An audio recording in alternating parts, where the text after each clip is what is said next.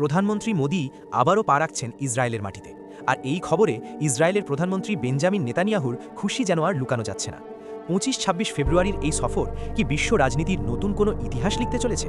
এই সফরের লক্ষ্য মুক্ত বাণিজ্য চুক্তি, আধুনিক অস্ত্র বিনিময় এবং আর্টিফিশিয়াল ইন্টেলিজেন্স।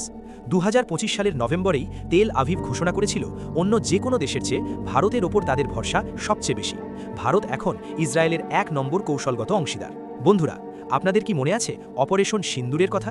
পাকিস্তানের রাডার সিস্টেমকে যেভাবে নিষ্ক্রিয় করে ধুলোয় মিশিয়ে দেওয়া হয়েছিল, তার নেপথ্যে ছিল ইসরায়েলের দেওয়া সেই বিধ্বংসী হারপি ড্রোন।